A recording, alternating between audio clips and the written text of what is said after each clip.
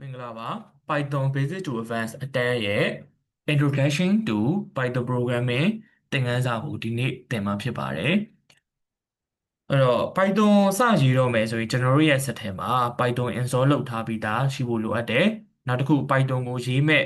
IDE ပေါ့နော် IDE Visual Studio Code install လုပ်ထားပြီးဖို့လိုအပ်ပါတယ်အဲ့တော့အဲ့ဒီဟာတွေနဲ့ပတ်သက်ပြီးတော့ tutorial ကိုအရှိမရှေ့ရဗီဒီယိုမှာပြောခဲ့ပြီးသွားပြီဆိုတော့ဒီနေ့က Python ကိုဘယ်လိုစရေးရမလဲဆိုတာပြောမယ်အဲ့တော့ Visual Studio Code ဖွင့်မယ်ဖွင့်ပြီးသွားပြီဆိုရင်ဒီမှာ folder တစ်ခုယူမယ်အဲ့တော့ file ထဲကနေ open folder ယူလိုက်အဲ့တော့ဒါကိုယ့်ရဲ့ code တွေကိုဘယ်နှမှာရှိစေချင်တာလဲဆိုတာကိုယ့်ရဲ့ set ထဲမှာကိုယ့်အကိုဆုံးဖြတ်ပေါ့နော်ကိုယ့်ကိုဆုံးဖြတ်ပြီးပြီဆိုရင်ဒါကိုယ့်ကိုဆုံးဖြတ်ထားတဲ့နေရာမှာ select folder လောက်လိုက်ကျွန်တော်တို့ဒီမှာဒီ Python new version ဆိုတဲ့ folder ထဲမှာရေးမယ်လို့ဆုံးဖြတ်ထားတာဖြစ်တဲ့အတွက်ဒီ folder ကို select လုပ်ထားတယ်အဲဒါကြောင့်မလို့ဒီပုံစံတိုင်းပေါ်နေတယ်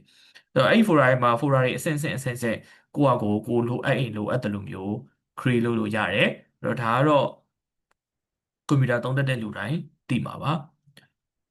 ဟုတ်ပြီအဲ့တော့ဒီမှာ Python file စရေးတော့မယ်ဆိုရင် file new file ယူမယ်ကိုရေးချင်တဲ့နေရာမှာ new file ယူမယ်ပေါ့နော်အဲ့ new file ယူမယ်ပြီးရင် file name ပေးမယ် file name ကကိုကြိုက်တာပေးလို့ရပါတယ်အဲ့တော့ကိုရေးမဲ့ program ပေါ်မှာမူတည်ပြီးတော့အဓိပ္ပာယ်ရှိတာတော့ပေးပေါ့နော်အဲ့တော့ဒီမှာတော့ introduction လို့ပေးလိုက်မယ်ပြီးရင် Python file ဖြစ်ဖို့အတွက်က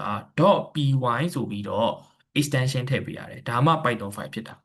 โอเค Python file တစ်ခုရသွားပြီဆိုရင်ဘာစလုပ်လို့ရပြီလဲဆိုတော့ကုတ်စရေးလို့ရပြီအဲ့တော့ Python မှာပထမဆုံးမိတ်ဆက်မဲ့ကုတ်ကတော့ print လုပ်တဲ့ကုတ်ပါအဲ့တော့ print ခွင်းစဝင်ပိတ်ဆိုပြီးတော့ print function ကိုခေါ်သုံးတယ်โอเค print function လို့ပြောလိုက်တယ်เนาะဘာကြီးလဲဆိုတာကိုတစ်ချက်ရှင်းပြမယ် programming အားလုံးတိုင်းမှာ function ဆိုတာကြီးရှိတယ် function တွေဒီ built-in function တွေလည်းရှိနိုင်တယ်လို့မျိုး user defined function တွေလည်းရှိနိုင်တယ်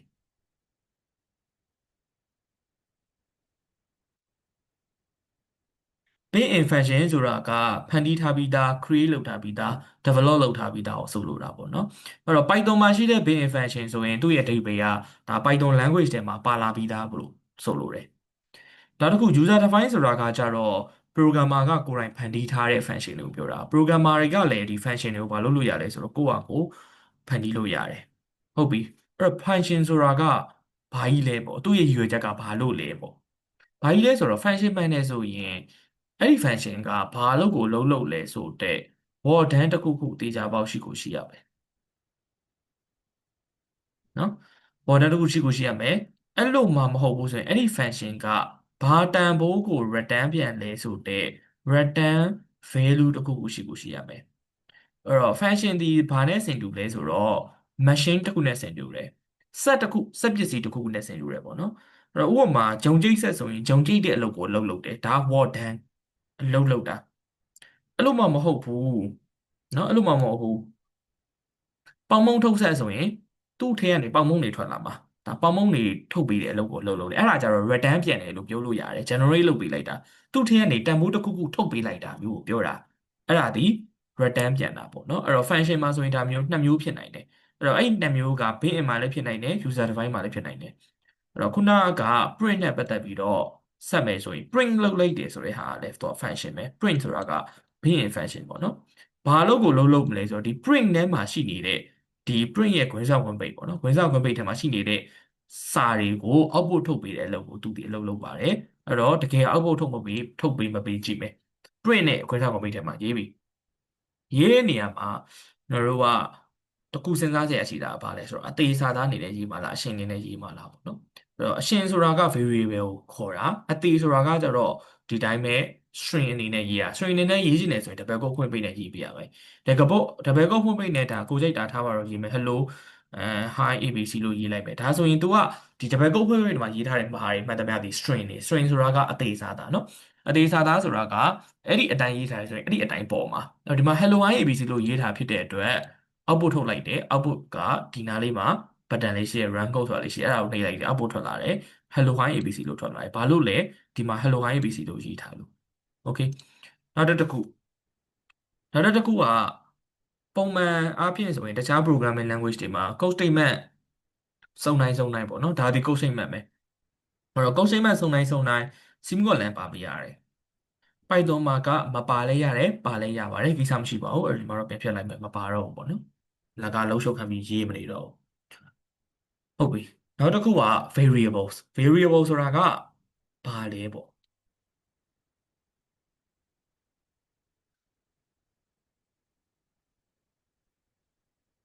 variable declare လုပ်တယ်ဆိုပြီးတော့ programming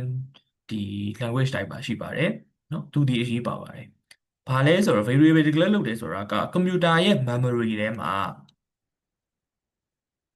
သွားပြီးတော့ address တစ်ခုနဲ့နေရာလို့တစ်ခုသွားပြီးယူလိုက်တာဒီလို space လေးတစ်ခုသွားပြီးယူလိုက်တာအဲ့ဒါကိုဘာလို့ခေါ်လဲဆိုတော့ variable declare လုပ်တယ်လို့ခေါ်တယ်မြန်မာလိုပြောမယ်ဆိုရင်တော့ variable ကြေညာတယ်လို့ပြောလို့ရတယ်ဟုတ်ပြီအဲ့နေရာလို့တစ်ခုရလာပြီဆိုရင်အဲ့နေရာလို့တဲ့ကိုဘာတွေလာထည့်မှာလဲဆိုတော့ data တွေလာထည့်မှာနော် data တွေလာထည့်မှာ data တွေဒီအမျိုးအစားကွဲပြားနိုင်တယ် numbers တွေဖြစ်နိုင်တယ် number ဆိုတာကဒီခဏန်းတွေပေါ့နော်အပေါင်းကိန်းဖြစ်နိုင်တယ်အနှုတ်ကိန်းဖြစ်နိုင်တယ်သုံးညဖြစ်နိုင်တယ်အပြည့်ကိန်းတွေကိုပြောတာနောက်တစ်ခါ floating point number ဒသမတန်ဖိုးတွေဖြစ်နိုင်တယ်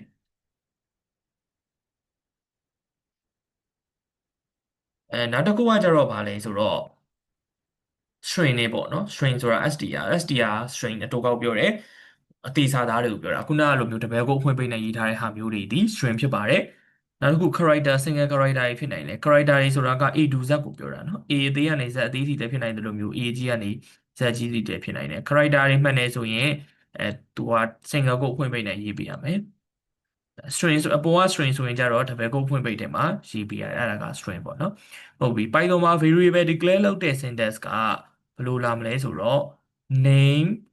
assign value ဆိုပြီးတော့လာပါတယ်ဒီနေရာမှာဒီကောင်လေးကို assign လို့အတန်ထွက်ပေးရပါမယ်တင်ချာမှာသိခဲ့မှုတဲ့ညီညာချင်းဆိုတဲ့အဓိပ္ပာယ်မဟုတ်ပါဘူး assign လုပ်တယ်ဆိုတာကဒီညာဘက်မှာရှိနေတဲ့တန်ဖိုးဘယ်ဘက်ထဲကိုထည့်လိုက်တာဖြစ်ပါတယ်အဲ့တော့ name ကကိုကြိုက်တာပေးလို့ရတယ်เนาะဥပမာ age assign 9ဆိုရင်ဒါ age ထဲကို9ဝင်သွားတာ age ဆိုပြီးတော့နေရာလို့တစ်ခု memory မှာဒီဝင်သွားတယ်သူ့ထဲကိုပါဝင်သွားတယ်9ဝင်သွားတယ်နောက်တစ်ခု data တွေအမျိုးအစားကွဲပြားနိုင်တယ်အဲ့ဒါဘာကွဲတာလဲဆိုတော့ data type ကွဲတာအဲ့တော့ data တွေကတစ်ခုနဲ့တစ်ခုနဲ့ data type မတူနိုင်ဘူးเนาะအဲ့တော့ဒီမှာဆိုရင်သူကဘာကြီးထည့်ထားတာလဲဆိုတော့ number ထည့်ထားတာ number ဆိုရင်ဘာ data type လဲဆိုတော့ integer data type ဖြစ်ပါတယ် integer data type ကိုအတူကောက်နေနဲ့ int လို့သုံးပါတယ်ဒီမှာ9ထည့်ထားတာဖြစ်တဲ့အတွက် x ရဲ့ variable ရဲ့ x ဆိုတဲ့ variable ရဲ့ data type ကလည်း int integer data type ဖြစ်သွားတယ်အဲ့တော့ variable တစ်ခုမှာသူ့ရဲ့ data type ကသူထည့်ထားတဲ့ value ပေါ်မှာမူတည်ပြီးတော့ဆုံးဖြတ်ပါတယ်เนาะအဲ့တော့ example ကြည့်အောင်ခုနလိုပဲ x assign 9လို့သုံးလိုက်မယ်ဒါဆိုရင် x ထဲမှာ9ဝင်သွားပြီဟုတ်ပြီ x ကိုပြန်ထုတ်ကြည့်မယ်ဒါဆိုရင် print x နဲ့ထုတ်မယ် print x နဲ့ထုတ်မှာဖြစ်တဲ့အတွက်သူက x ထဲမှာကိန်းအောင်နေတဲ့တန်ဖိုးက9ဒါဆိုရင် output ကဘယ်လောက်ထွက်လာမှာလဲဆိုတော့9ထွက်လာမယ် output ထုတ်ကြည့်9ထွက်လာတယ်တွေ့လား9ထွက်လာတယ်ဒါပေမဲ့ဒီမှာလေတစ်ခုရှိတာဒီလိုကြီး double quote ဖွင့်ပိတ်နဲ့ x လို့ရေးလို့မရပါဘူး double quote ဖွင့်ပိတ်နဲ့ x လို့ရေးတယ်ဆိုရင်သူကအဲ့ဒီ x ကဒီတိုင်းစာကြီးပဲဖြစ်နေမှာစာကြီးဆိုတာအဲ့လိုရေးထားရဲဆိုအဲ့လိုပဲပေါ်နေမှာဒီမှာ x လို့ရေးထားရဲဆိုရင် x လို့ပေါ်မှာဟုတ်လား x လို့ပေါ်တယ်အဲ့လိုမဟုတ်ဘဲနဲ့ဒီလိုရေးတာကじゃဘာလဲဆိုတော့ variable ကိုခေါ်တာ variable ကိုခေါ်ရဲဆိုတာကအရှင်ခေါ်တာခုနကတော့ဒီလို double quote နဲ့ရေးတာကြတော့အသေးပေါ့နော်ဒါကအသေးစားဒါကကြတော့အရှင်ယူတာအရှင်ယူရဲဆိုရင်အဲ့ဒီ variable ထဲမှာကိန်းအောင်နေတဲ့တန်ဖိုးတစ်ခုခုပါလာမယ်ဒါမျိုးသုံးလို့ရတယ်ပေါ့နော်ဟောဒါ x ထဲမှာ9ရှိလို့9ထွက်လာတယ်ဟုတ်ပြီနောက်တစ်ခုဘာထပ်ဆမ်းမလဲဆိုတော့ print type x type x ဆိုတာက x ရဲ့ data type ကိုထုတ်ပြပါလို့ပြောတာအဲ့တော့ x ရဲ့ data type ကသူကအစကတည်းကထည့်ထား integer မလား integer ဆိုရင် integer ပဲဖြစ်မှာပေါ့အဲ့တော့ integer ဆိုတာကို sorry ဒီမှာလေဒီ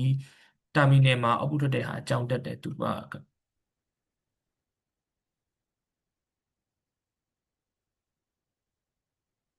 terminal ခေါ်မယ်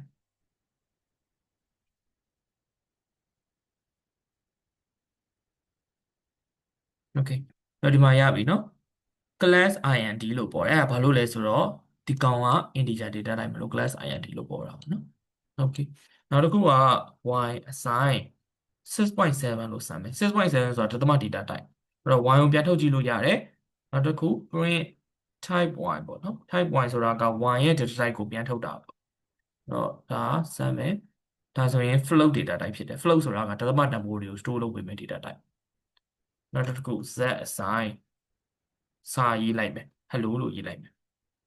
အဲ့တော့ z ကိုထုတ်တယ်ဆိုရင်ဒါ z ထဲမှာကဲရောက်နေတဲ့တန်ဖိုး hello ထွက်လာမယ်ပြီးရင် z ရဲ့ type ကိုထုတ်မယ်ဆိုရင် type z ပေါ့နော်ဒါရဲ့ type ကိုထုတ်မယ်ဆိုရင်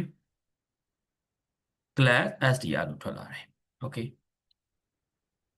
ဟုတ်ပြီသတိထားမိလားမသိဘူးဒီမှာ type လို့သုံးသွားတာအဲ့ဒါလည်းတကယ်တော့ဘာလဲဆိုတော့ function ပဲ function မှာမှဘယ်လို function လဲဆိုတော့ဒီကောင်ကကြတော့ return ပြန်တဲ့ function ဘာလို့လဲဆိုတော့ तू က type ဥပမာ type h လို့တုံးလိုက်တာဖြစ်တဲ့အတွက်ဒီ type h ဆိုတဲ့ထဲကနေတော့ဘာကြီးထွက်လာတာလဲဆိုတော့အဲ့ဒီ h ရဲ့ data type ဆိုတဲ့ဟာကိုဒီလို format လေးနဲ့ထွက်လာတယ်ခုနကလို့ဆိုရင် class int ပေါ့နော်အဲဒီလိုလေးထွက်လာတယ်အဲ့ဒီဟာကြီးတစ်ခုလုံးတော့ထုတ်ပေးလိုက်တာအဲ့ဒီထုတ်ပေးလိုက်တဲ့ဟာကဒီတိုင်းကြီးရိုးရိုးပဲသုံးထားရဆိုရင်ဘာမှထူးခြားမှာမဟုတ်ဘူးသူ့ကို print ထဲကိုထည့်ပေးလိုက်လို့ဒါနေရင်အဲ့ဒီထွက်လာတဲ့ generate လုပ်လိုက်တဲ့ဟာကတခါလေး print လုပ်ပါမယ်ဆိုပြီးအောက်ပုံမှာပြန်ပြီးမြင်နေရတာဒီတိုင်းရေးထားတယ်ဆိုရင်ဘာမှထူးခြားမှာမဟုတ်ဘူးဒီတိုင်းရေးထားတယ်နော် return ပြန်တဲ့ function တွေဒီတိုင်းရေးထားတယ်ဆိုရင်ဘာမှမထူးခြားဘူးဘာမှမထူးခြားဒီတိုင်းပဲထုံရင်ပဲဘာလို့လဲဆိုတော့သူ့ကို print မှမလုပ်ထားတာနော်ဒီလိုမျိုး warden function တွေကကျတော့ထူးခြားတယ်။ဘာဖြစ်လို့လဲဆိုတော့တခါတည်း warden လုပ်လိုက်တာနဲ့အလုပ်ကတခါတည်းတန်းမြင်ရတယ်။ဒီလိုမျိုး return ပြန်တဲ့ function တွေကကျတော့ return ပြန်တဲ့အကောင်ကိုတခါတည်းထုတ်ရင်ထုတ်မထုတ်ဘူးဆိုရင် variable နဲ့ပြန်ဖမ်းပေးလို့ရတယ်။ဘယ်လိုမျိုးပြန်ဖမ်းပါလဲဆိုတော့ဒီမှာ type z ဆိုပြီးတော့သုံးတဲ့ဟာကြီးကိုဒီမှာပေါ့နော် variable ဆိုတော့ b နဲ့ပြန်ပတ်လိုက်မယ် b assign type z လို့သုံးလိုက်မယ်အဲ့ဒါဆိုရင် type set ကနေ return ပြန်လာတဲ့ကောင်ကြီးက b ထဲကိုဝင်သွားမှာဝင်သွားပြီဆိုရင်ဒါ b ကိုပြန်ထုတ်ကြည့် b ကိုပြန်ထုတ်ကြည့်ပြီဆိုရင်သူက b ထဲမှာကင်းရောက်နေတဲ့တန်ဖိုးထွက်လာတယ်ဒါဆိုရင် type set က class str လေနော်အဲ့တော့ class str ဆိုတဲ့ထွက်လာတဲ့ဟာ b ထဲကိုရောက်တော့ b ကိုပြန်ထုတ်ကြည့်တော့ဘာပဲပြန်ထွက်လာလဲဒီမှာ class str ပဲပြန်ထွက်လာတယ်အဲ့တော့ရှာမယ်ထင်ပါတယ်နော်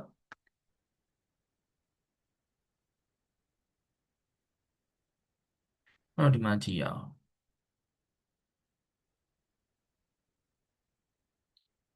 ဒီမှာဆိုရင်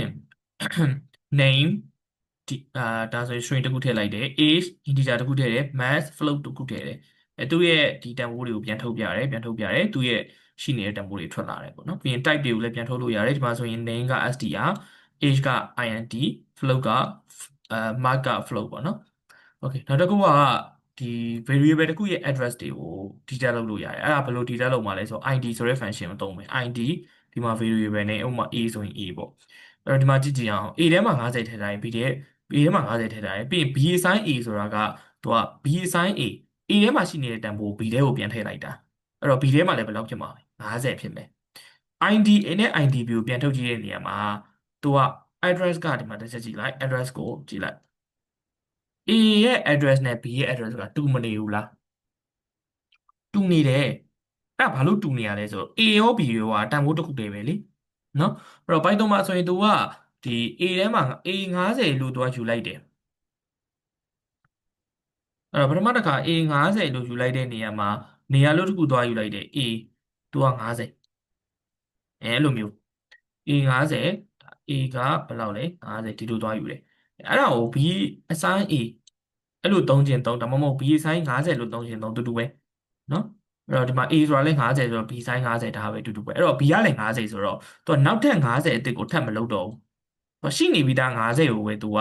ပြန်ပြီးတော့လာထောက်တယ်ပြီးရင်သူ့ကို B လို့သတ်မှတ်လိုက်တယ်အဲ့တော့ A ရော B ရောဘယ်လောက်လဲ50ပြီးရင် location ကလည်းတူတူပဲ address ကလည်းတူတူပဲအဲ့ဒါကြောင့်မလို့သူ့ရဲ့ address ကဒီမှာတူနေတာ okay အဲ့ဒါပြီးတော့နောက်တစ်ခု variable တွေ override လုပ်လို့ရပါတယ်ဒီမှာအောက်တစ်ချောင်းမှာနော် A assign 900 A assign 900ဆိုတာက A ထဲကို900ထည့်လိုက်တာပြောချင်တာကငကိုရှိနေပြီးသား50ကြီးကပြတ်သွားပြီးသူ့ထဲကိုဘယ်လောက်ဝင်သွားမလဲဆို900ဝင်သွားမယ်အဲ့တော့တန်ဖိုးကမတူတော့ဘူးတန်ဖိုးကမတူတော့ဘူးဆိုရင်ဒါ A5 A50မဟုတ်တော့ဘဲနဲ့ဒီမှာ900အတိတ်ဖြစ်သွားမယ်အဲ့ဒီ900အတိတ်ဖြစ်သွားတဲ့ဟာကြီးကိုခါကဘာဖြစ်သွားမလဲဆို A ကဖြစ်သွားမှာဖြစ်တဲ့ဒီ A ကဒီ900 location ကိုပဲပြန်ပြီးချိန်ပါ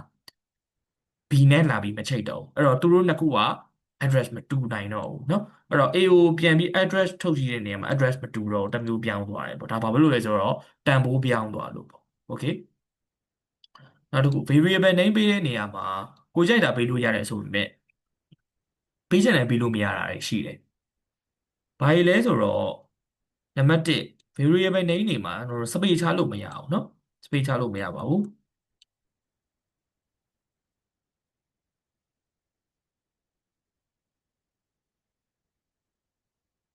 နံပါတ်2ကတော့ဘာဖြစ်လို့မရဘူးလဲဆိုတော့ digit နဲ့စလို့မရဘူး digit ပါလို့ရတယ်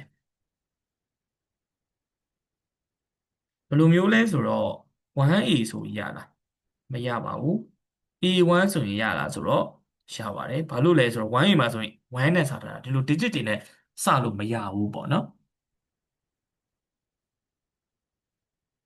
နောက်တစ်ခု keyword ဖြစ်လို့မရဘူး keyword ဆိုတာကဒီ Python မှာဆိုရင် Python ကနားလည်တဲ့စကားလုံးတွေကိုပြောတာအဲ့တော့ तू ကအဲ့ဒီစကားလုံးကိုတွေ့တယ်ဆိုရင်အဲ့ဒီစကားလုံးရဲ့ဒီ function တစ်ခုရှိတယ်အဲ့ဒီစကားလုံးရဲ့စကားလုံးကဘာကိုကိုးစားပြုတာလဲဆိုပြီးရှိတယ်ပေါ့နော်အဲ့လိုမျိုး keyword တွေဒီ variable name တွေနဲ့ရပ်တည်လို့မရပါဘူးဒါ keyword နဲ့ပတ်သက်ပြီးတော့နောက်ကျရင်အများကြီးတွေ့လာရလိမ့်မယ်ပေါ့နော်အခုကတော့အစပဲရှိသေးတာဆိုတော့ဘာကိုပြောလို့ပြောမှန်းသိမှာမဟုတ်သေးဘူးရသေးတယ်နောက်ကျရင်သိလာလိမ့်မယ် okay နောက်တစ်ခုကခု print လုပ်နေတဲ့ဟာတွေကဘယ်လိုပဲ print လုပ်နေရလဲဆိုတော့ variable name တွေကိုဒီတိုင်းကြီးဓာတ်ရိုက်ကြီး print လုပ်နေတာအဲ့လို print မလုပ်ချင်ဘူးပေါ့နော်ဘယ်လို print လုပ်မလဲကြည့်ကြည့်အောင်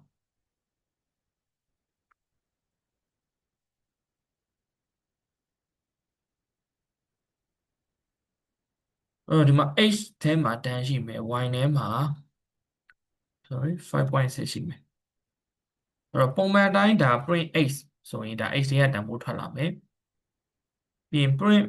y ဆိုရင်ဒါ y တွေကတန်ဖိုးထွက်လာမယ်ပေါ့ okay ဒါကရိုးရှင်းတယ်10 5.6အဲ့ဒါကိုမှဘယ်လိုမျိုးလေးထွက်လာစေချင်လဲဆိုတော့ the value of a is 10 and the value of y is 5.6ဒီလိုမျိုးလေးထွက်လာစေချင်တာဒီလိုစာလေးနဲ့ထွက်လာစေချင်တာเนาะအဲ့လိုမျိုးဆိုရင်ဘယ်လိုလုပ်လို့ရလဲဆိုတော့တို့ဒီမှာဒီစာဖြစ်နေတဲ့အပိုင်းတွေကအသေးပေါ်စေချင်တာလေအသေးပေါ်စေချင်တဲ့အပိုင်းနဲ့နောက်တစ်ခါဒီအရှင်ပေါ်စေချင်တဲ့အပိုင်းက variable နဲ့ယူမဲ့ဟာ okay အဲ့ဒီနှစ်ခုကိုရှေ့နောက်ဆက်လို့ရတယ်ဆက်လိုက်လို့ရတယ်ဘယ်လိုဆက်မှာလဲဆိုတော့ comma နဲ့ပဲဆက်လို့ရပါတယ်ဘယ်လိုဆက်တာလဲကြည့်အောင် print ထဲမှာဆက် print ထဲမှာ print ထုတ်ချင်တာဖြစ်တဲ့အတွက် print ကိုသုံးတယ်ဒါကတော့ solution နဲ့နော် okay print ထဲမှာကြည့်အောင် the value of x is ဆိုတဲ့အပိုင်းလေးအဲ့ဒါဒီအသေး position ဖြစ်တဲ့ string အနေနဲ့လာရင် string ဆိုတော့ double quote ဖွင့်ပြီးနေရေးပါ double quote ဖွင့်ပြီးနေ the value of x is ဆိုတဲ့အပိုင်း okay အဲ့ဒါပြီးရင် comma ခံတယ်ပြီးရင်အရှင်လာစေခြင်းတဲ့ဟာ x ရဲ့တန်ဖိုး x ဒီလိုလာရေးတယ် comma နောက်တစ်ခါနောက်ထပ်ဆက်မဲ့ကောင်ကတန်းရဲ့နောက်ကဟာပါလဲ and the value of y is ဆိုတဲ့ဟာ and the value of y is ပြီးရင် comma ခံတယ်နောက်ထပ်ကအရှင်လာစေခြင်းတဲ့ကောင် for basic ကဘယ်ကနေလာမှာ y ကနေလာမှာအဲ့လိုမျိုးသုံးတယ်ပေါ့နော်အဲ့လိုမျိုးသုံးတယ်အဲ့တော့ဒီကောင်ကိုရန်ကြည့်အောင်ရန်ကြည့်တဲ့နေရာမှာကိုလိုချင်တဲ့အတိုင်းခုနအတိုင်းလေးအောက်ပို့ထွက်ပါတယ်အဲ့တော့ဒါဒီဘာလုပ်လိုက်တာလဲဆိုတော့ concatenate လုပ်လိုက်တာပေါ့နော်ချိန်နောက်ဆက်လိုက်တာလို့ပြောလို့ရပါတယ် concatenation ဖြစ်ပါတယ်ဒီမှာ chef လေးတွေနဲ့သုံးသွားတာလေးတွေဒါ comment ပိတ်တာနော် comment ပိတ်တယ်ဆိုတာကဒီကိုယ့်ရဲ့ program ထဲမှာဒီလိုလေးတွေစာလေးတွေရေးချင်တယ်ဒါပေမဲ့ရေးထားတဲ့စာလေးတွေကိုလည်းထည့်ပြီးမ run သွားစေချင်ဘူးဆိုရင် comment ပိတ်တယ်အဲ့တော့ programming ရှေ့မှာလေ့လာပြီးသားလူကတော့ comment ပိတ်တာနဲ့ပတ်သက်ပြီးတော့သိမှာပါပေါ့နော်ဒါမခက်ခဲပါဘူး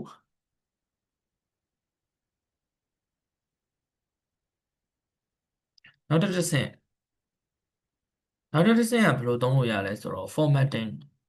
ဒီလိုမျိုးဒါကိုကနေလုပ်တာတော့အလွယ်ဆုံးပဲဒီ comma လေးတွေခံပြီးတော့ဒါအရှင်ဖြစ်စေခြင်းနဲ့မှာအရှင်ပေါ့အသေးဖြစ်စေခြင်းနဲ့မှာအသေးပေါ့လို့သုံးလို့ရတယ်နော်အဲ့တော့နောက်တစ်ခုတိကျကြည့်ပါအောင်ဒီတစ်တိုက်စုံအောင်ရေးလိုက်မယ် A 88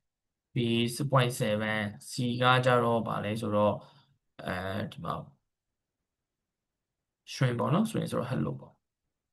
အဲ့တော့ output ထွက်စေခြင်းနဲ့ကောင်ကဘယ်လိုထွက်စေခြင်းလဲဆိုတော့ the value of A and B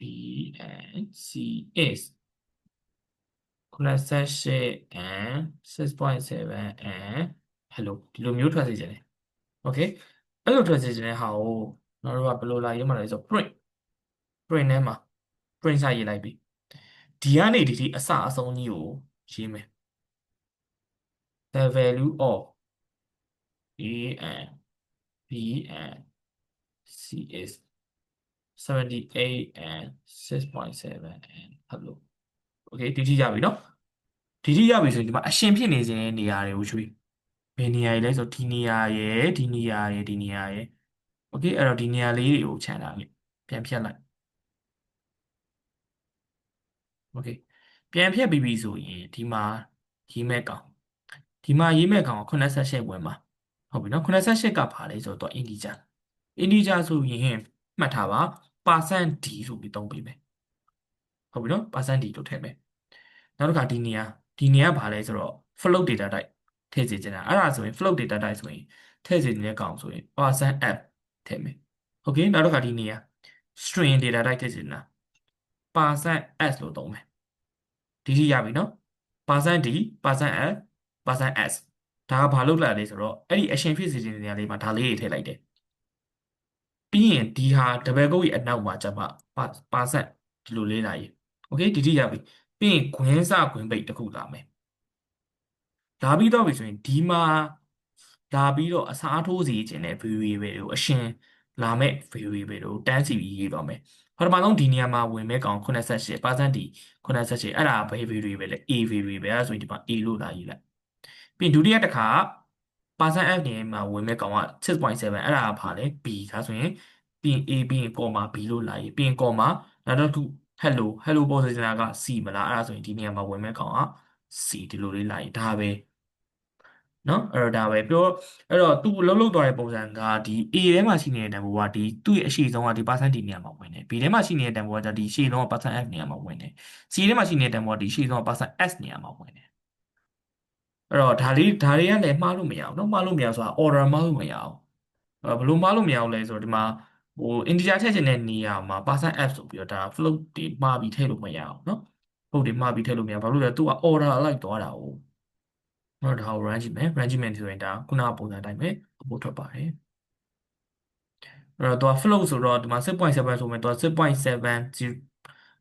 6.7000ဒါ0နောက်က3ညတွေအထိသူကထုတ်ပေးတယ်ပေါ့နော်โอเคအဲ့တော့နောက်တစ်ခုတစ်ခါတည်း predict လုပ်တဲ့အနေနဲ့စမ်းကြည့်အောင် name ထဲမှာခြုံထည့်ထားတယ် mark ထဲမှာ18.7နောက်တစ်ခုက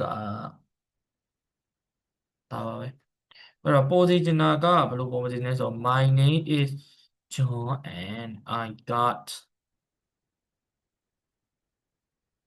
18.7 in math လို့ပေါ်စီချင်တယ်အဲ့တော့ဒါကိုပထမဦးဆုံးဘယ်လိုလာရေးမလဲဆိုတော့ရိုးရိုးရှင်းရှင်းနဲ့ comma ခံပြီးရေးတဲ့ပုံစံနဲ့ရေးမယ် concatenate လုပ်တဲ့ပုံစံနဲ့ရေးမယ်ပေါ့နော် concatenate လုပ်တဲ့အနေနဲ့ရေးမယ် print ဘယ်လိုရေးမလဲဆိုတော့ my name is John and I got my name is John and မှာဒီ John ကအရှင်လာမှာဆိုတော့ my name is အထိပဲပေါ့နော် my name is အထိပဲရေးတော့အရှင် sorry အသေးပေါ့နော် my name is ပြီးရင် comma John က variable ဆိုတော့နာမည် name comma ပဲအသေးလာမဲ့ဟာက and I got ပြီးရင်အရှင်လာမဲ့ကောင်80.7အဲ့ဒါက mark ကနေလာမှာ comma အသေးထက်လာမဲ့ဗာလဲ in maths ဒါပဲအဲ့တော့မင်းဂျုံနာကို80.5ပဲ okay ဒီဟာကိုဒီလို coordinate မရေးဘဲနဲ့ဒီအပေါ်ကပုံစံတိုင်းပဲရေးကြည့်မယ်အဲ့တော့အဲ့ဒါကိုအခုအချိန်ယူပြီးတော့တနေရာရာမှာဘေးမှာစာရွက်ရှိတယ်ဆိုရင်လည်းစာရွက်ထဲမှာရေးကြည့်ပါဒါမှမဟုတ် notepad နဲ့ပဲဖြစ်ဖြစ်ရေးကြည့်ပါ9မိနစ်အချိန်ပေးပါမယ်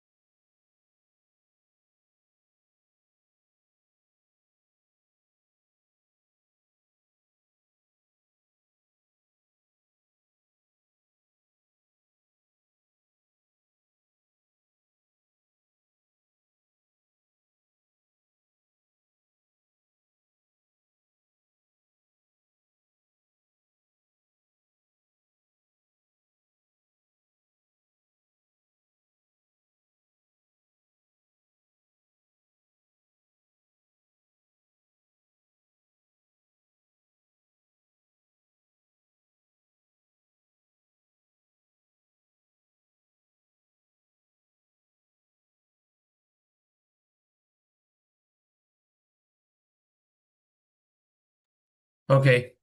စဉ်းစားပြီးပြီထင်ပါတယ်နော်အဲ့တော့ပြောအဖေပြောပြလိုက်တော့မယ်ခုနကလိုပဲအစအဆုံးကို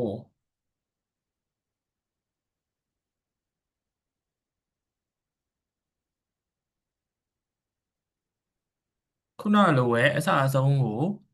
အရင်ဆုံးရေးမယ် level sorry မှာတော့လို့ and my name is John and I got 27 in maths အရှင်ဖြစ်စေခြင်းတဲ့နေရာမှာအစားပြန်ထိုးပေါ့နော် John က string ဆိုတော့ percent s နောက်တစ်ခါ Mike က integer မလား sorry integer မဖြစ်နေ float ဆိုတော့ percent f okay အဲ့ပြီးနောက်မှာ percent ပါမယ်ခွင့်စခွင့်ပိတ်ဘာတွေလာထည့်ပါလဲ variable တွေက name ရယ် comma နောက်တစ်ခုက mark ရယ်ဒါပါပဲတော့ဒါ run လိုက်မယ်ရမယ်နော်ဒီမှာအဲ့တော့ထူးခြားတာကတော့ဒီအပေါ်က concatenate လုပ်တဲ့ဟာနဲ့ထုတ်တယ်ဆိုရင် float မှာဆိုရင်ဒီမှာ18.7ပဲအဲဒါပေမဲ့ဒီ percent နဲ့ထုတ်တဲ့ဟာကကြတော့18.7.700အနောက်က3ညတွေပါထုတ်ပေးတယ်ပေါ့နော်အဲဒါထူးခြားမယ်ဟုတ်ကဲ့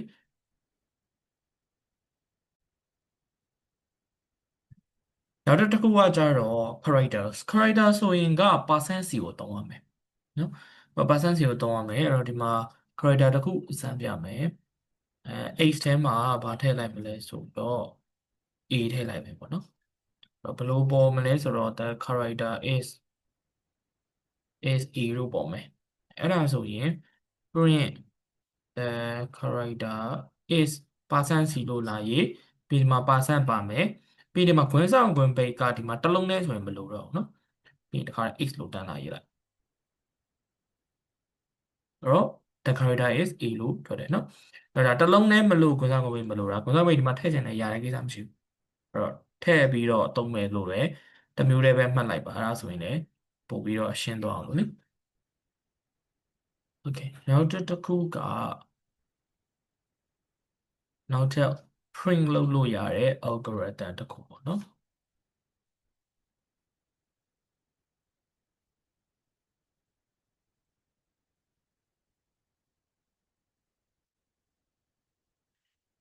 ခုနလိုပဲဒါ variable တွေအလုံးတန်းစီပြီးရေးလိုက်မယ်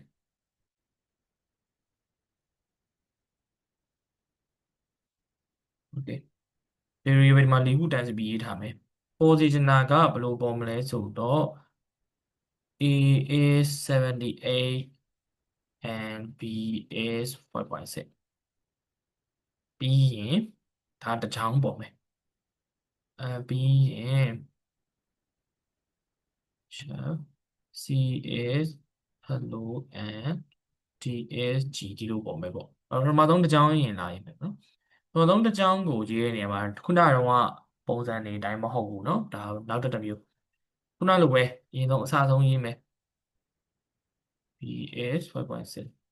ပြီးရင်အရှင်ဖြစ်နေတဲ့ဖြစ်စေချင်တဲ့နေရာလေးတွေအဲ့နေရာလေးတွေကိုဒီလိုလေးပုံဝန်းဖွင့်ပိတ်လေးနဲ့ခြံလိုက်ခဲ့โอเคပြီးရင်ဒီအနောက်မှာ double quote ရဲ့နောက်မှာ dot format ဆိုတဲ့ကောင်လေးကိုသုံးမယ် dot format ဝင်စားဝင်ပိတ်โอเค dot format ဝင်စားဝင်ပိတ်အဲ့ဒီထဲမှာကြက်မှဘာလာထည့်မှာလဲဆိုတော့ဒီတုံဝင်ဖွင့်ပိတ်နေရာတွေမှာအစားထိုးစီခြင်းတဲ့ကောင်လေးလာထည့်မှာโอเคအဲ့တော့ဒီမှာပထမဆုံးက a နဲ့ b ဆိုတော့ a ကိုပါ b လို့လာထည့်ဒါပါပဲအဲ့တော့အောက်ပေါ်ထုတ်ကြည့်လိုက် a စမရီ a ရန် b 4.6လို့ထွက်တယ်နော်အဲ့တော့ဒီလိုသုံးတာနဲ့နောက်တစ်မျိုးဒီမှာ0လို့လာရေးမယ်1လို့လာရေးမယ်တူတူပါပဲဒီ a က0ကိုကိုးစားပြုတယ်เนาะ dot format မှာပထမဆုံးရှိတဲ့ကောင်ကတော့0ဒုတိယကောင်ရှိတဲ့ကောင်က1အဲ့တော့ဒီမှာဒီကောင်ကဒီ0နေရာဝင်မှာဒီကောင်ကကျတော့ဒီ1နေရာဝင်မှာအဲ့တော့ထပ်ထုတ်ကြည့် sorry ဘာမှားသွားတာလဲ